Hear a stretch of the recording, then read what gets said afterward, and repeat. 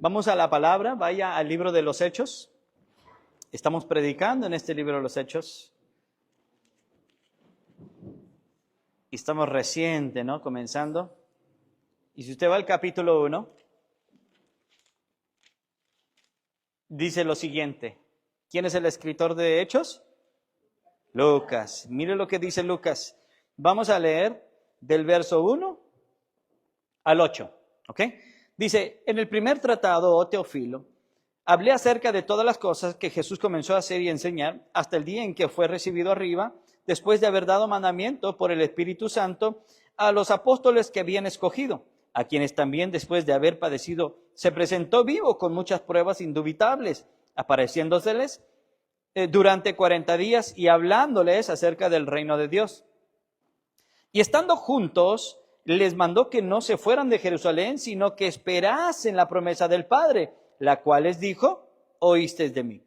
Porque Juan ciertamente bautizó con agua, mas vosotros seréis bautizados con el Espíritu Santo dentro de no muchos días. Entonces los que se habían reunido le preguntaron diciendo, Señor, ¿restaurarás el reino a Israel en este tiempo? Y les dijo, no os toca a vosotros saber los tiempos o las sazones que el Padre puso en su sola potestad. Pero recibiréis poder cuando haya venido sobre vosotros el Espíritu Santo y me seréis testigos. Esto es lo más importante, resaltante. Y me seréis testigos en Jerusalén, en toda Judea, en Samaria y hasta lo último de la tierra. Inclinemos el rostro, iglesia. Amado Padre, nuevamente agradecido, mi Dios, con tu presencia, con tu palabra. Bendito Señor, te rogamos que nos lleves a través de estos pasajes y podamos comprender, mi Dios, lo que el escritor Lucas quiso enseñar. Permítenos crecer, mi Dios, en tu gracia, en conocimiento, en favor, y abre nuestro entendimiento, nuestro corazón para ser receptivos, mi Dios, a tu palabra.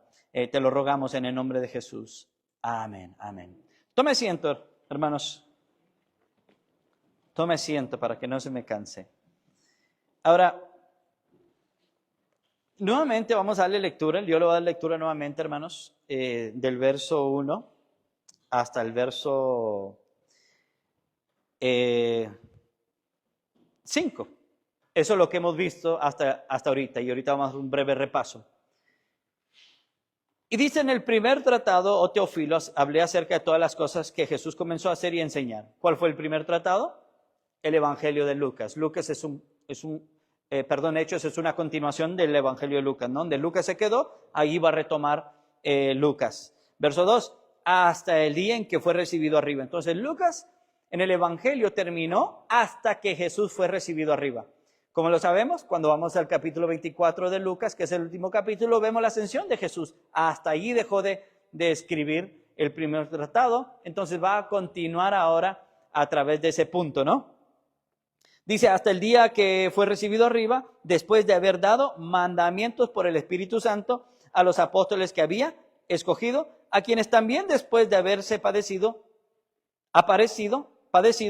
se presentó vivo con muchas pruebas indubitables, apareciéndoseles durante 40 días y hablándoles acerca de ¿qué? Del reino de Dios, ¿verdad? Y el reino de Dios, hermanos, fue el tema principal de Jesús. A decir verdad, es el tema principal de toda la Biblia, ¿ok? Verso 4, y estando juntos, les mandó que no se fueran de Jerusalén, sino que esperasen la promesa del Padre, la cual les dijo, oíste de mí. Entonces, les dio mandamientos, ¿verdad? Porque Juan ciertamente bautizó con agua, mas vosotros seréis bautizados con el Espíritu Santo dentro de no muchos días. Entonces, las apariciones del Señor a sus discípulos, después de su resurrección, tenían varios propósitos, hermanos. ¿Ok? Número 1, darles evidencia convincentes de su resurrección. ¿Por qué? ¿Por qué tenía que aparecerse Jesús con pruebas convincentes de que había resucitado? Porque sin resurrección, todo es vano. No hay salvación, hermanos. Entonces, confirma esa salvación con la resurrección. Entonces, aparte, necesitaban testigos oculares que hablaran de los acontecimientos, de lo que había pasado. Entonces, ¿se imagina que hubieran solo 1 o 2 testigos? hubieran carecido de credibilidad, ¿no? Pero la Biblia relata que se les apareció a más de 120, ¿verdad? Hermanos en la fe. Entonces ellos divulgaron que Jesús había resucitado. Entonces en el primer siglo, hermanos de la iglesia, la razón número uno que perseguían y mataban a los cristianos, ¿sabe por qué era?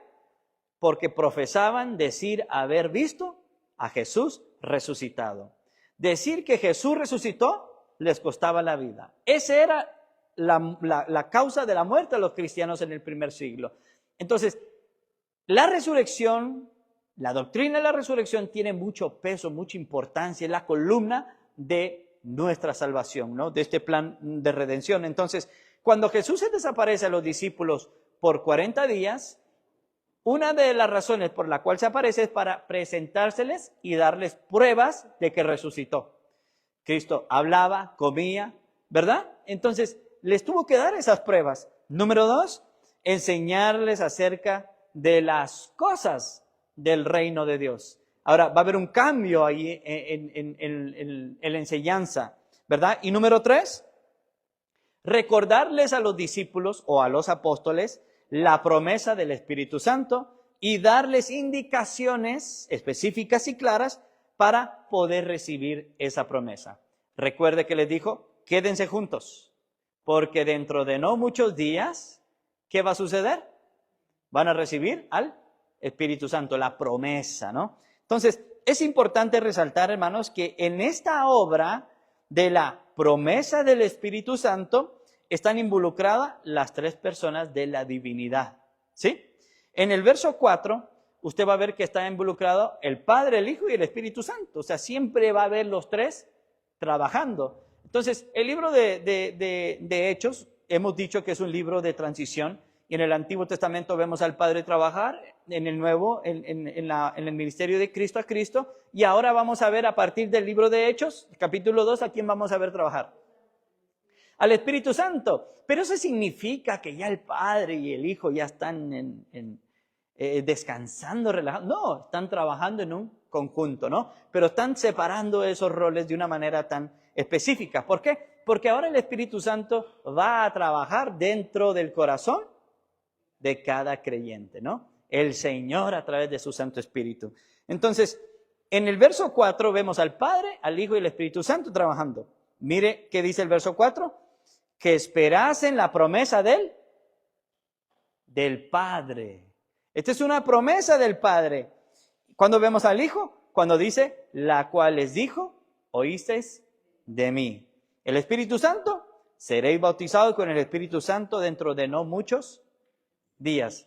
¿Vemos la Trinidad? Claro que sí. Entonces, habían esperado 40 días, ¿verdad? Hasta que Jesús ascendió a los cielos, que lo vamos a ver en las predicaciones siguientes. Entonces, habían esperado 40 días después de que Jesús había ascendido a los cielos. Luego habrían de esperar por lo menos 10 días, 7, 8 o 10 días, ya después después de que Jesús ascendió, tenían que esperar ¿cuántos días para recibir el Espíritu Santo? Mínimo unos 10 días, mínimo. Esto vamos a dar detalles cuando lleguemos a Hechos 2 en el día de Pentecostés. ¿Ok?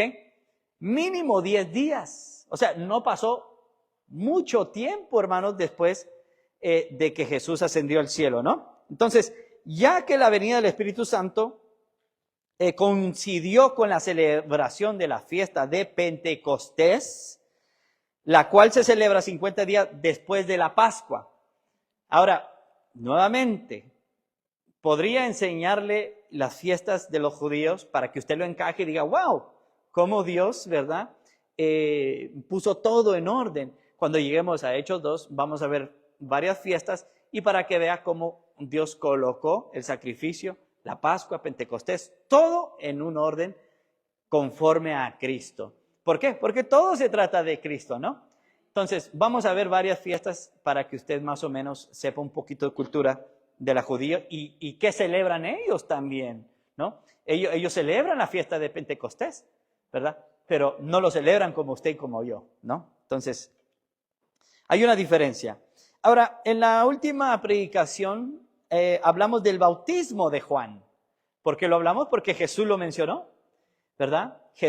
Moisés bautizó en agua para arrepentimiento, pero ustedes serán bautizados con el Espíritu Santo, ¿verdad? Dentro de no muchos días. Entonces, hablamos y hemos dicho que el bautismo de Juan era algo simbólico que representaba un accionar de arrepentimiento. El arrepentimiento implica un cambio de mente, y una vez que una persona cambia de mente, ¿qué cambia?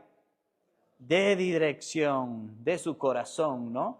Entonces, note que primero empieza aquí. Una vez que usted, por ejemplo, quiere salir al supermercado, pero se arrepiente, ¿dónde empezó? Aquí. No, ya no voy a ir, se retracta. Entonces, ese cambio de mente le hacen cambiar de dirección, ¿verdad? Entonces, así era el bautismo de Juan. Era para arrepentimiento, cambiarle la mente y cambiarles el rumbo, ¿no? Entonces, era algo simbólico que quería hacerles dirigir los caminos de los judíos y hacer volver el corazón al hombre a Dios. Entonces, Juan el Bautista, ¿para qué bautizaba? Para hacer volver el corazón de los judíos y apuntarlo hacia Dios, ¿verdad? Un cambio de mente, un arrepentimiento. Entonces, también notamos el cambio de mensaje y de mensajero.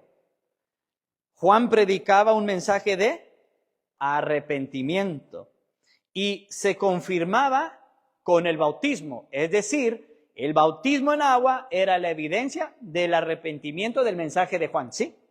Sencillo así. Entonces, el bautismo solo era algo simbólico que representaba ese accionar de arrepentimiento y que ya estaban alineados la mente y corazón hacia Dios.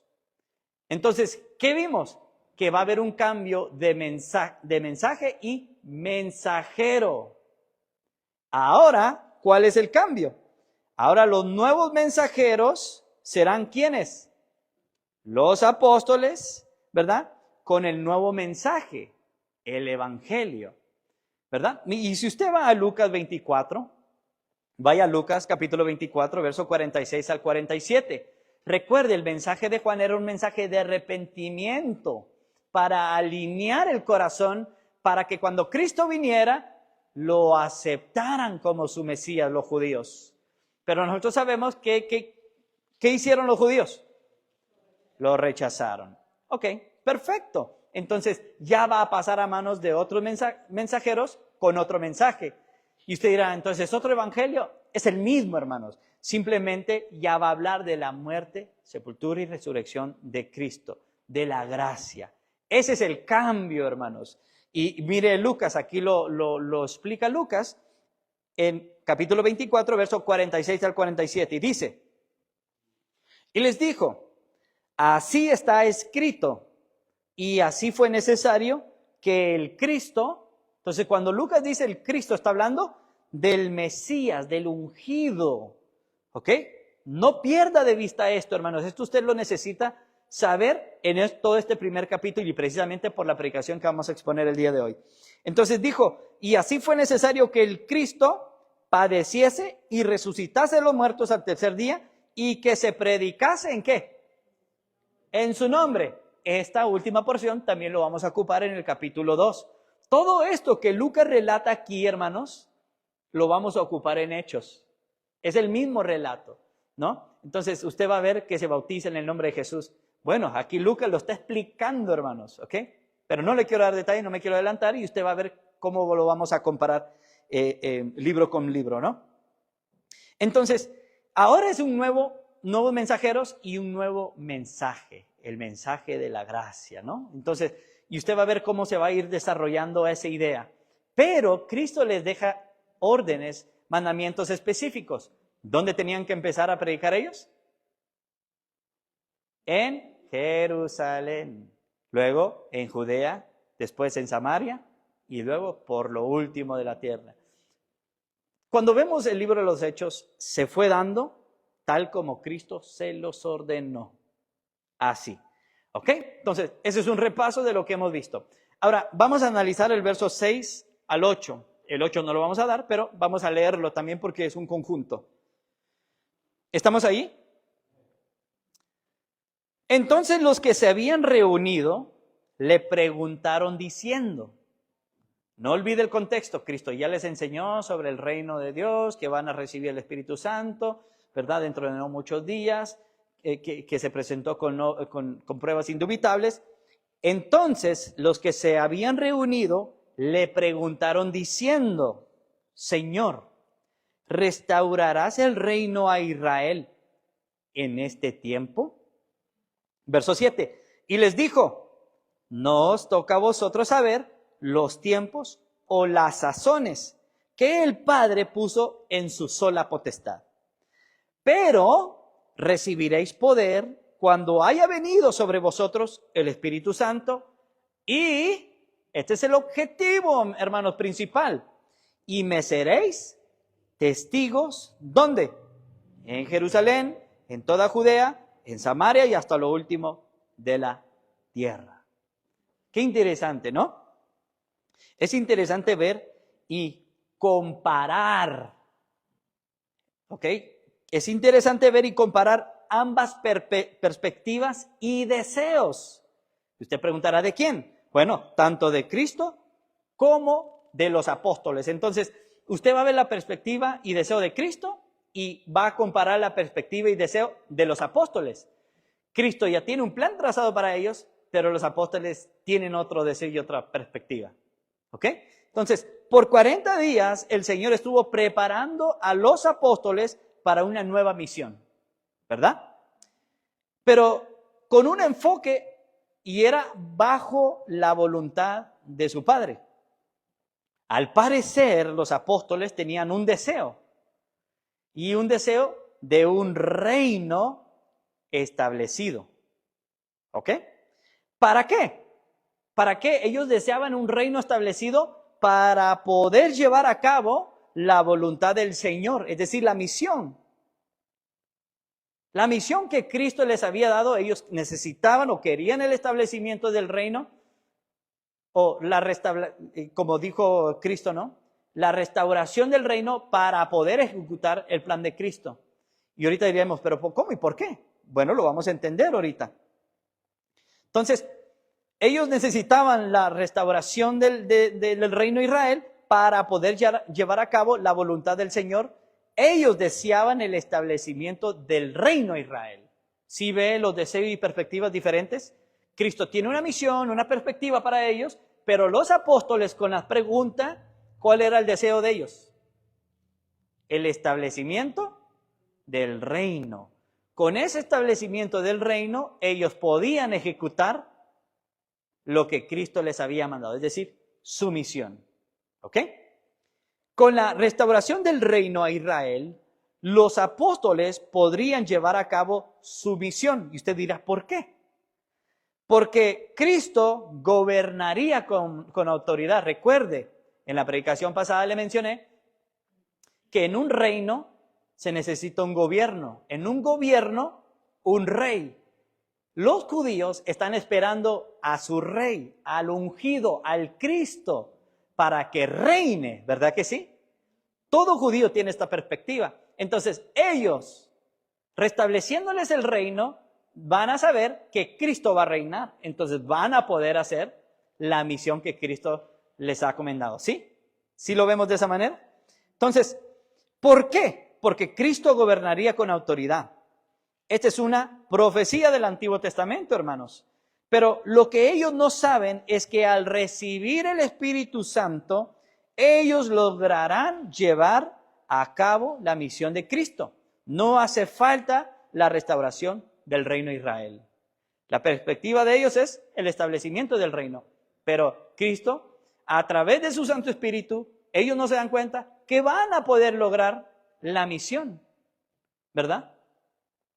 Entonces, este deseo o pregunta del verso 6 proviene de quién, hermanos. Leamos nuevamente el verso 6. Entonces, los que se habían reunido le preguntaron, diciendo, Señor, ¿restaurarás el reino de Israel en este tiempo? ¿De quién era el deseo, hermanos? De los que se habían reunido. Y note que dice de los Es decir, proviene de todos los apóstoles. Todos los apóstoles tenían el mismo deseo, anhelo. ¿Cuál anhelo? De la restauración del reino a Israel, para que Cristo gobernara y así cumplir la misión. ¿Ya? ¿Ya entendimos? ¿Ok? Entonces, todos tenían la misma inquietud o deseo. ¿Cuál inquietud y deseo? Del establecimiento del reino, ¿no? Ahora, la pregunta de ellos es, ¿restaurarás? ¿Restaurarás el reino a Israel? Entonces, es interesante ver cómo los apóstoles saben que Cristo es el Mesías. Los apóstoles ya saben que Cristo es el Mesías. ¿Cómo lo saben? Recuerden, Lucas 24, Cristo les abrió el entendimiento y les dijo lo que acabamos de leer en el verso 46 y 47, ¿no? Que era necesario que el Mesías, que padeciera. Entonces, ellos ya saben, claro, ya habían caminado con el Señor. Entonces, ya saben que Jesús es el Mesías, es el Cristo, el ungido. Entonces, ellos saben que Cristo es el Mesías y que Él era quien iba a restaurar el reino de Israel. Entonces, es importante entender que el enfoque de todo judío, hasta el día de hoy, hermanos, era el reino ahora. El reino físico, un reino literal. Ellos querían ser libres de la opresión política. ¿Ok? Entonces, muchos esperaban a un Mesías con autoridad política. O los judíos esperaban a un Mesías con una autoridad política que liberara a Israel de Roma, de la opresión de los romanos. Y no un Mesías que viniera a sufrir, un Mesías que se dejara, un Mesías que se dejara bofetear, que se dejara colgar en un madero. No, los judíos esperaban a un rey. Vino el rey, pero no vino en el plan de establecer ese reino físico, literal, como el judío hasta el día de hoy lo está esperando, ¿no? Cristo vino a mostrar un reino espiritual primero, para después poder restaurar el reino de Israel ya en un futuro. Entonces, todo judío estaba a la expectativa de la restauración del reino de Israel y que Jesús sería el rey y Mesías esperado. Esa era la expectativa de ellos, porque ellos querían la restauración de ese reino. Y vamos a ver varios pasajes bíblicos que enfatizan esta verdad. Vaya a Lucas 19, Lucas capítulo 19, versos 10 y 11. Lucas capítulo 19, versos 10 y 11. Ahora, yo le recomiendo que usted lea el contexto en casa. Simplemente yo le voy a resaltar, voy a hacer un énfasis en lo más sobresaliente de la razón por la cual hemos escogido estos pasajes en cuanto a esa visión, ese deseo de los judíos de querer a Jesús como su rey, como su Mesías. ¿Ok? Bueno, no como Mesías, como rey nomás. Y en Lucas 19, versos 10 al 11 dice, porque el Hijo del Hombre vino a buscar y a salvar lo que se había perdido. Oiga bien, porque el Hijo del Hombre vino a buscar y a salvar lo que se había perdido. Hay una audiencia en lo que Cristo está hablando. Siempre Jesús tiene una audiencia. Oyendo ellos estas cosas que Jesús decía, prosiguió Jesús y dijo una parábola. Entonces Jesús, ya sabiendo la intención de ellos, Jesús prosiguió a decir una parábola. Pero note, por cuanto estaba cerca de Jerusalén, esto es muy interesante este dato, estaba cerca ¿de dónde? De Jerusalén, de donde se espera el Mesías. Y ellos, la multitud, los religiosos, y ellos pensaban que el reino de Dios se manifestaría ¿cuándo? Inmediatamente. ¿Por qué? Porque Jesús vino a buscar y a salvar lo que se había perdido. Entonces, miraban en Jesús ese rey. Estaba cerca de Jerusalén y decía, o ellos pensaban que se manifestaría inmediatamente, como que el Jesús iba a darles ese reino que ellos tanto anhelaban. ¿Ok? Ahora vaya a Juan capítulo 6. Se lo vamos a ir aclarando aún más. Juan capítulo 6, verso 14 al 15. Evangelio de Juan, capítulo 6, verso 14 al 15. Y dice, aquellos hombres, entonces, viendo las señales que Jesús había hecho, dijeron, este verdaderamente es el profeta que había de venir, ¿a dónde? Al mundo. Pero entendiendo Jesús que iban a venir para apoderarse de él y hacerle rey, volvió a retirarse al monte él solo. Entonces, ¿para qué lo querían a Jesús? Solo para suplir sus deseos, para ponerlo como rey. ¿Por qué? ¿Restaurarás el reino a Israel en este tiempo? Ellos siempre están a la expectativa del establecimiento o restauración del reino a Israel. ¿Por qué? Porque es ahí donde Dios va a gobernar, Cristo va a gobernar. Entonces, ¿sí nota ahora por qué hacen esa pregunta los apóstoles? Porque ellos querían llevar a cabo su misión, pero con el reino. Porque el rey Cristo iba a gobernar. Gobernando Cristo, no, pues lo demás es papita, está fácil la misión de Cristo. Pero ellos no sabían que ahora es el Espíritu Santo dentro de ellos que les iba a dar esa fuerza para poder llevar a cabo su misión. Ahora, vaya a Lucas 24, 21. Lucas capítulo 24, 21. Iban dos varones de camino a Emaús, Cristo ya resucitó, y venían hablando de lo que había pasado. Y note, Lucas 24, 21 dice, ¿estamos todos? Pero nosotros esperábamos que Él, hablando de Cristo, ya muerto, como que están decepcionados, ¿no? Pensábamos que Él era el Mesías, que Él nos iba a liberar. Note, pero nosotros, hablando de los judíos, esperábamos que Él era el que había de redimir ¿a quién? A Israel, es decir, de la opresión política de los romanos. Entonces miraban a Jesús no como su Mesías, sino como un rey prometedor que los iba a liberar, ¿verdad? Y ahora, además de todo esto, hoy es ya el tercer día que esto ha acontecido. Ahora vamos al último pasaje, Marcos capítulo 11.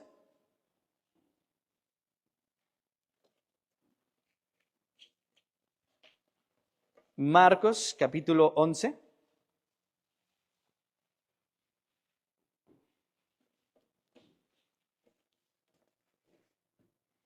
Y dice, también muchos tendían sus mantos por el camino y otros cortaban ramas de los árboles y les tendían por el camino.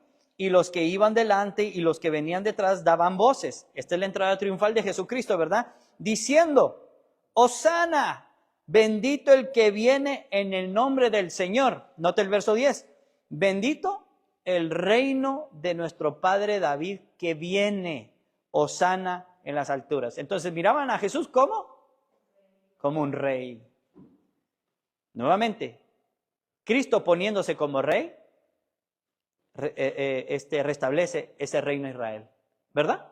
Eso es lo que todo judío anhelaba y sigue anhelando hasta el día de hoy. Pero la respuesta de Jesús es más interesante, ¿no? Ahora vemos el deseo de ellos, que se le restaure el reino a Israel. Entonces, de igual manera que los apóstoles, la mayoría de las veces, hermanos, elegimos buscar nuestros deseos terrenales y la misión de Dios tiene, y la misión que Dios tiene para nosotros queda en segundo plano, ¿sí? Entonces, Cristo ya les trazó un plan a ellos, una misión, pero ellos, el deseo de ellos es, ¿restaurarás el reino ahora? Entonces, muchas veces, hermanos, Dios ya nos dio a nosotros una misión. ¿Y usted qué busca? Usted le pone peros Usted le busca la quinta pata al gato, solo para no hacer la voluntad de Dios, ¿verdad? Entonces, el enfoque de los apóstoles es muy diferente al enfoque de Cristo. La pregunta, hermanos, ¿cuál es su enfoque? Señor, voy a hacer tu misión, pero si está soleado, ¿verdad? Ya los agarré porque vamos a salir lloviendo, para que se le quite. A evangelizar, ya no tienen de otra, para que se sientan comprometidos. Nuevamente, verso 6 de Hechos 1, mire. Entonces los que se habían reunido le preguntaron diciendo, Señor, ¿restaurarás el reino de Israel en este tiempo? Entonces, los apóstoles aún tenían esa esperanza de la restauración del reino. Ahora analicemos la respuesta de Cristo, que es muy interesante, y dice el verso 7. ¿Estamos todos? Y les dijo, no os toca a vosotros saber los tiempos o las sazones que el Padre puso en su sola potestad. Nuevamente, no les toca a ustedes saber los tiempos o las sazones que el Padre puso en su sola potestad. ¿Ah? Note que el Señor no les niega o no niega la restauración del reino de Israel. Fácilmente Cristo le hubiera dicho, no, no será restaurado y punto. Pero no les niega, ¿verdad? Simplemente les dice que no les compete a ellos saber cuándo sería restaurado el reino de Israel. Eso es todo.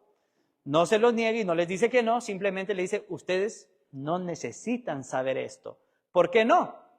Porque tienen una misión y tendrán lo necesario para cumplir su misión. Punto. Pero ellos estaban empecinados en querer saber cuándo, cómo y dónde. Como usted y yo muchas veces. Queremos saber todo, hermanos. ¿Cuándo vendrá el Señor? ¿Dónde vendrá el Señor?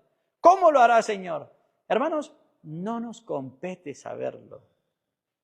Simplemente saber que Cristo dijo y lo hará. Amén. Entonces, ellos, los apóstoles, aún tenían la esperanza, ¿no?, de que Cristo restaurara el reino. Pero Cristo le dice, no les niega, pero tampoco, o más bien dicho, les dice, no les pertenece, no les compete saber cuándo se va a restaurar este reino a Israel. Entonces, si Cristo les hubiera declarado los tiempos, piense conmigo, si Cristo les hubiera declarado los tiempos y ocasiones, lo más probable es que los apóstoles hubieran sido indiferentes a la misión que el Señor les tenía. ¿Por qué? Piense conmigo, hermanos, ¿por qué? Porque hasta el día de hoy han pasado aproximadamente ¿cuántos años? 2000 años y aún no ha sido restaurado el reino de Israel. Entonces, si Cristo les dice, no, va a tomar unos 2000 años, ¿qué actitud hubieran tenido los apóstoles? Indiferencia, ¿no? Falta mucho tiempo. Entonces, por eso precisamente Cristo no les deja saber cuándo, cómo y dónde, hermanos. Pero muchas veces ahí nos empecinamos, ¿no? Ahora, recuerde, ellos querían el establecimiento del reino para poder lograr su misión. Pero déjeme le doy un ejemplo. Tenemos una misión como creyentes, ¿verdad? ¿Cuál es? La gran comisión. Amén. Tenemos una misión y la misión es la gran comisión. Pero ¿qué si el Señor nos dijera, trabajen, pero regreso en 2000 años? ¿Qué actitud tomamos?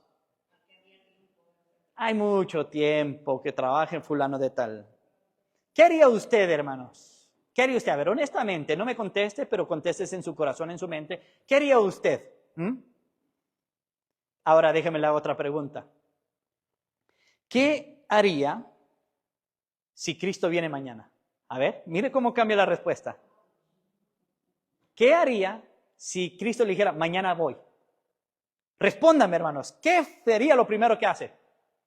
Yo le respondo por usted, porque yo me analicé a mí mismo. Número 1, ponernos a cuentas con Dios. Hasta me enchina la piel, ¿verdad que sí? Número 2, persuadir, alcanzar a nuestros familiares. Número 3, hacer la misión que Dios nos encomendó. Entonces, al minuto 90 estaríamos ¿cómo? Trabajando. Entonces, no les compete a ustedes saber los tiempos. No les niega que les va a restaurar el reino, porque esto se va a dar en un futuro, ¿verdad? En el reino milenial que Cristo va a gobernar. Pero no les compete a ellos. Entonces, ¿qué haría si Cristo viene mañana, hermanos? ¿Verdad? Qué interesante. Entonces, Cristo los exhortó en cuanto al tiempo. ¿Y qué les dice? No les toca a ustedes saber. Esto no les competía a ellos. El enfoque no era el establecimiento del reino. Entonces, muchas veces caemos en el mismo error que ellos cayeron. ¿Y sabe qué? Hoy en día están cayendo en el mismo error. Y eso nos lleva a desenfocarnos del objetivo principal. ¿Sí? ¿Cuándo vendrá, Señor? ¿Y sabe qué buscan? ¿Qué buscan, hermanos? Fechas. ¿Verdad que sí? ¿Cuándo vendrá, Señor? Voy a investigar. Fechas. Cuando Cristo fue muy explícito y dijo que el día y la hora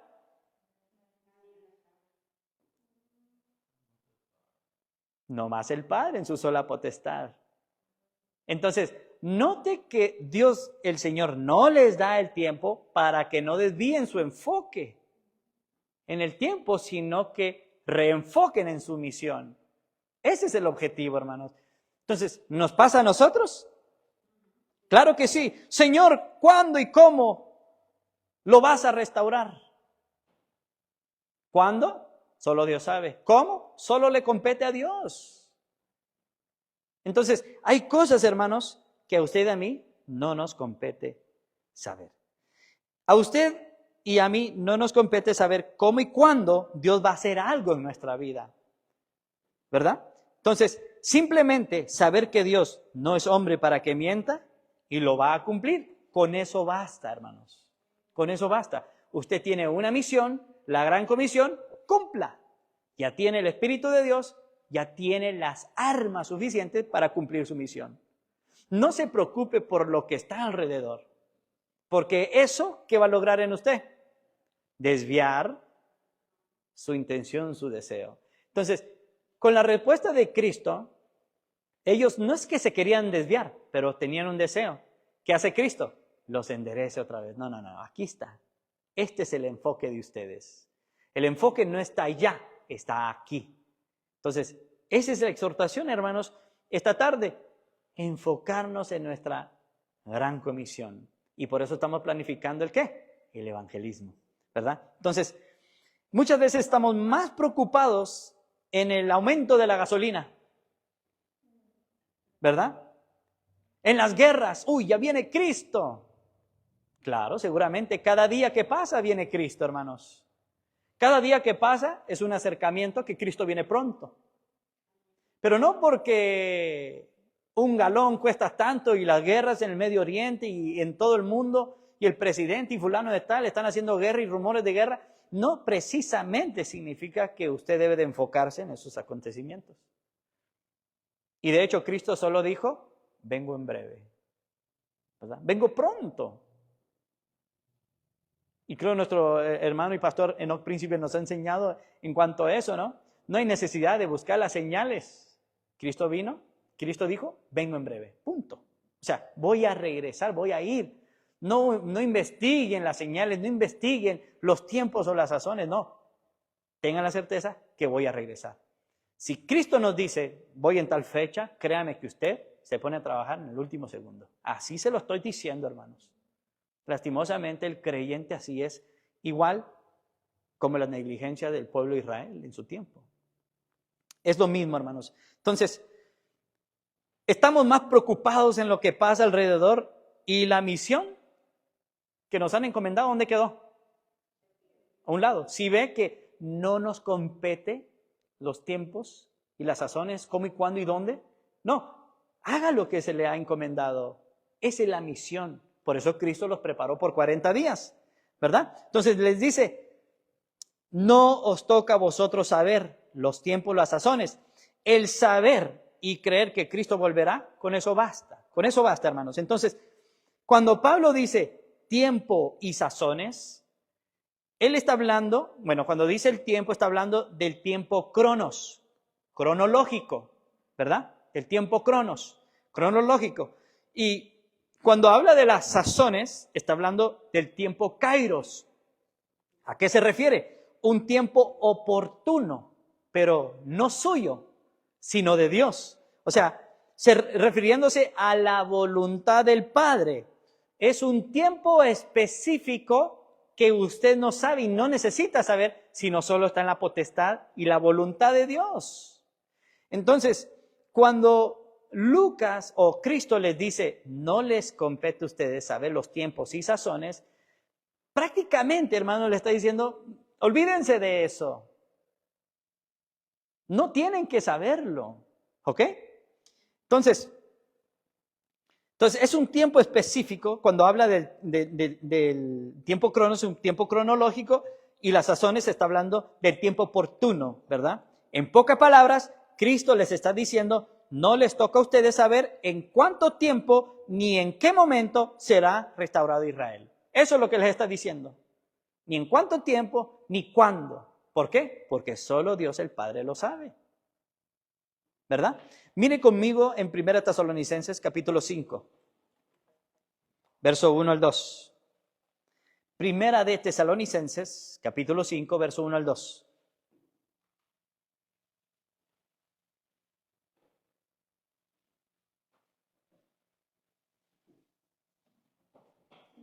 Y Pablo usa las mismas dos palabras, tiempos y sazones. ¿Ok? ¿Estamos ahí? Primera Tesalonicenses, capítulo 5, verso 1 a 2, dice, pero acerca de los tiempos y de las ocasiones, eso, ocasiones, es otra palabra, ¿verdad? En cuanto a sazones. Pero acerca de los tiempos y de las ocasiones, no tenéis necesidad, hermanos, de que yo os escriba. Él da la razón. Porque vosotros, ¿qué dice? Sabéis perfectamente que el día del Señor vendrá así como ladrón en la noche. O sea, no te hace falta saber el minuto, el segundo, el día, la fecha, en qué lugar. No te hace falta saber. ¿Por qué no? Porque ciertamente sabes que Él volverá. Eso es todo lo que nos hace falta saber. Entender y creer que Él volverá. Punto. Entonces, no busque fechas, no busque acontecimientos. Claro, nos emocionamos, ¿no? Pasan guerras y la Biblia dice que habrán rumores de guerra. Sí, porque ya queremos irnos, ya queremos estar con el Señor. Y yo lo entiendo, hermanos, pero cuando nos enfocamos más en los tiempos, en las ocasiones y cuándo será, eso nos va a desviar. Y usted dirá, bueno, tal vez al contrario me va a impulsar. Qué bueno. Pero lo estamos hablando en el enfoque, si lo desenfoca de la voluntad de Dios en su misión, eso está mal. ¿Ok? Entonces, hay cosas en la palabra de Dios, hermanos, que no nos competen saber. Simplemente creer. Lo necesario ya lo sabemos. Estamos tan empecinados en querer saber todo de la Biblia que hasta cierto punto es mucha soberbia. Entonces, note que hoy en día pasa exactamente lo mismo. Todos quieren saber los tiempos y las sazones. Es decir, hay muchos que quieren saber exactamente cuándo se llevarán a cabo cada evento, olvidándonos de lo más importante que es la gran comisión. ¿Verdad? Entonces, siempre hay debate, ¿no? ¿Quién tiene la razón? No, nosotros tenemos la escatología más correcta, más apegada a la Biblia. Entonces otro grupo pelea. Entonces estamos más preocupados, hermanos, de quién tiene toda la verdad, quién conoce más. Y el enfoque principal está siendo desviado. ¿Por qué? Porque queremos saber todo con exactitud. Que no es malo, es bueno. ¿Verdad? Precisamente Lucas, ¿qué hizo él para escribir todo en orden? Investigó. Pero el problema es desenfocarnos, hermanos. Desenfocarnos de la misión. Entonces, Dios está en control del tiempo. Amén. Y de los eventos futuros. ¿Por qué? Porque Él dice que para Dios 1000 años es como un día y un día como 1000 años. Es decir, Él está en control del tiempo. Él no va a pasar desapercibido absolutamente nada. Por eso Él les dice, no les toca a ustedes saber eso. No se los niega. Pues dice, no, a ustedes no se enfoque. Ese no es el enfoque de ustedes. El enfoque de ustedes es otro, la misión. ¿Ok? Entonces, el enfoque del creyente hoy en día es querer saber quién es el anticristo. ¿Verdad, sí o no? ¿Quién será el anticristo? ¿Cuál es el otro enfoque? ¿Cuándo vendrá el Señor? Qué bueno que realmente quieran estudiar, pero estamos tan empecinados en fechas. ¿Cuántos falsos han profetizado fechas del arrebatamiento? ¿Cuántos han fracasado y ni siquiera dan la cara? ¿Verdad? Entonces, ¿qué pasa con la gente? Escucha, lo cautiva y va. Entonces, se desanima y empiezan a dudar, a claudicar. ¿Por qué? Porque se dejan llevar por las señales, por los tiempos, por las sazones. Quieren investigar a fuerza. Hermanos, tenemos una misión y eso se llama la gran comisión. Mire el verso 8 de Hechos 1. O sea, les dice, no es que no les niega que se los van a restaurar el reino. No le niega eso, les exhorta en el tiempo. No les hace falta a ustedes ver. ¿Por qué? Porque ellos querían el reino para cumplir su misión. Entonces Cristo les va a responder que no hace falta el reino. Aquí les va a dar las armas. Verso 8. ¿Pero qué dice? O sea, los tiempos y las sazones no les hace falta ver. Eso está en la sola potestad del Padre. Pero, diciendo, no les voy a dar esto, pero esto sí. Pero recibiréis ¿qué? Poder. ¿Cuándo? Cuando haya venido sobre vosotros el Espíritu Santo. Y aquí sí, mire, van a poder cumplir la misión. Mire, y me seréis testigos. Hermanos, el recibir el Espíritu Santo no es tener una doble unción. No es imponer manos y sanar. No es hablar en esas dichosas lenguas. No es en profetizar. No es en ese movimiento carismático, no. El recibir el Espíritu Santo es lo que Cristo les dice en este verso 8. El ser lleno del Espíritu Santo es ser testigo. Y miren, hasta me pica la lengua por adelantarme a Hechos 2, pero no lo voy a hacer, me voy a detener. Pero aquí vamos a comparar la Biblia con la Biblia y usted va a ver que es un hecho. Nuevamente, pero recibiréis poder cuando haya venido sobre vosotros el Espíritu Santo y me seréis testigos. Una vez que venga el Espíritu, me vas a ser testigo. Ellos van a tener que ahora hacer la misión. No ellos, sino el Espíritu, Cristo, a través de ellos. ¿Qué van a enfrentar, hermanos? Muerte, persecución, oposición, todo. Por eso ellos querían que se le estableciera otra vez el reino, para evitar todo eso. Pero no sabían que con el Espíritu ahora sí van a poder atravesar con toda oposición. ¿Sí? Qué bonito, ¿no? Entonces dice, y me seréis testigos en Jerusalén, en toda Judea, en Samaria, hasta lo último de la tierra. Hermanos, como pensamiento final, usted y yo no tenemos excusa. Ellos tal vez sí, porque están en un cambio, en una transición. Recuerde, pasaron 40 días. Yo creo que un discipulado muy intenso, ¿no? De Cristo a sus discípulos, hablándoles acerca del reino. Pero ellos iban a sufrir un cambio, ¿no? El número 40 significa prueba. Cristo los estaba preparando, precisamente, poniendo en prueba. Y les está diciendo que en el día que reciban el Espíritu Santo, por eso les da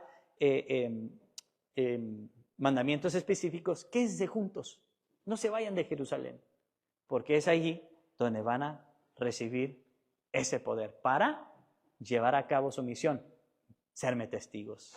¿De qué? De todo lo que les habló durante 40 días. Amén. Entonces, no se le olvide que usted y yo tenemos una misión. No se enfoque en lo que pasa alrededor. Enfóquese en su misión, que es la gran comisión. Incline su rostro.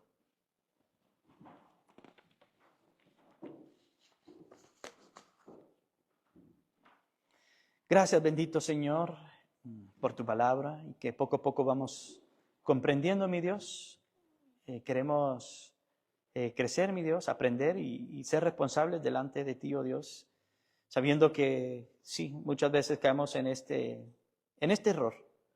Gracias porque tú detuviste a los apóstoles y ellos en un futuro no vemos enfocados en lo que en este momento están enfocados, en la restauración del reino. No, ahora ellos después van a entender esa misión y van a comprender que sí, no les competía entender cómo y cuándo y dónde. Mi Dios, queremos transmitir eso mismo a nuestra audiencia, a nuestros hermanos, a esta iglesia y todo aquel que va a escuchar, mi Dios, que nuestro enfoque, nuestra misión, nuestro deseo, como dijo Pablo, debemos de poner la mira, el objetivo en las cosas de arriba y no en las de la tierra. No queremos desenfocarnos, mi Dios, queremos enfocarnos en nuestra misión. Gracias porque no nos has revelado esos tiempos precisamente, mi Dios, por nuestra negligencia, nuestra insensibilidad. Pero, mi Dios, ya que hemos escuchado el mensaje, permítenos darnos las fuerzas y permítenos cumplir esta gran comisión poco a poco, mi Dios, ir desarrollando ese hábito en nuestra iglesia. En el nombre de Jesús oramos dándote gracias, Padre. Amén, amén. Hermanos y amigos, Dios les bendiga.